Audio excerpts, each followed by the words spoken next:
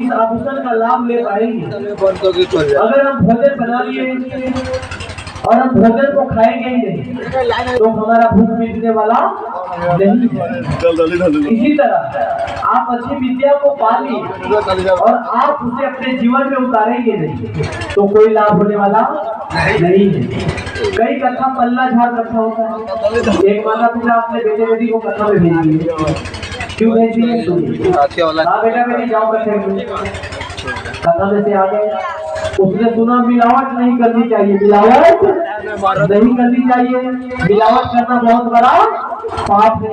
और उसका दुकान दाल बेचते थे, चावल बेचते थे, हर एक प्रकार का राशन का दुकान था। बेटा आ गया, बेटी घर पे आ गई। तो माता पिता क्या होते, दुकान पे रहते थे तो कहा मैं भोजन करके आता हूँ, आप दुकान चलाओ। इन्होंने तो सुन रखा था मिलावट पाप है। जैसे ही दाल चावल में ये लोग क्या करते थे, कंकर मिला देते थे। लोगों को पता भी न चले, ऐसा कंकर मिलाते थे कि वो दिखे भी ना, मतलब उसी के रंग जैसे, चावल के और दाल के रंग जैसे। उससे क्या होगा, वजन बढ़ जाएगा, वजन बढ़ जाएगा और हमारा लाभ होगा हमारा। पर बेटा बेटी को सुन रखा था उसकी मिलावट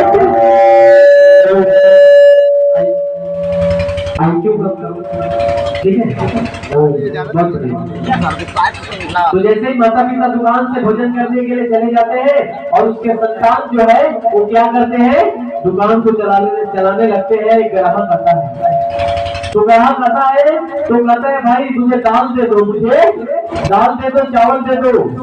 अब चलो भागा। तो जैसे ही कहता है कि भाई इसमें कुछ गड़बड़ नहीं न किया, कुछ मिलावट तो नहीं है, और इसने तो सुन रखा था झूठ नहीं बोलना चाहिए, मिलावट पाप है, तो इसने कह दिया कि हाँ इसमें मिलावट है।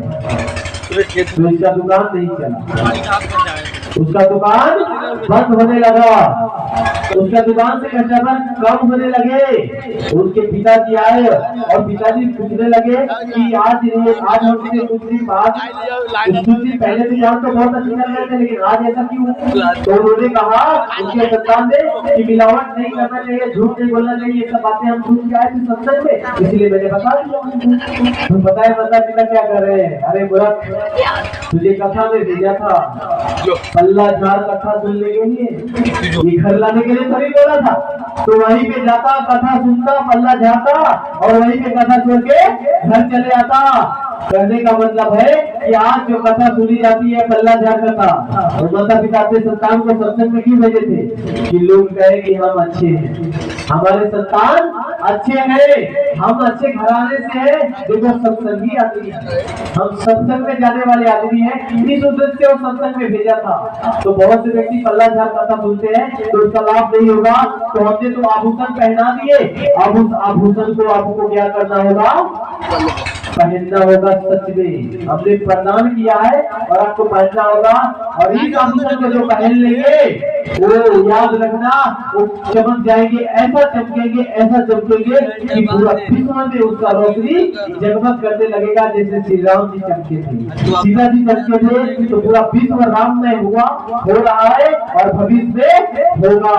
तो अब आगे आभूषण के पश्चात में हम विषय आते हैं, विषय लेकर आते हैं कि चरित्र का मतलब होता है कि अच्छे गुण कर्म स्वभाव को चरित्र कहते हैं, अच्छे विचारों को चरित्र कहते हैं, अच्छी अच्छी बातों को चरित्र कहते हैं और इसके पालन करने वाले को चरित्रवान कहते हैं।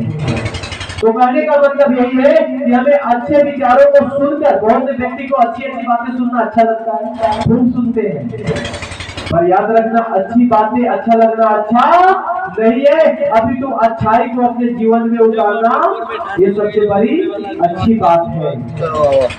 अब उसके पश्चात में आते हैं कि देखिए, अगर जीवन में सबसे अगर ऊंचा उठाता है तो वो चरित्र है और सबसे नीचा गिराता है तो वो चरित्रहीनता है।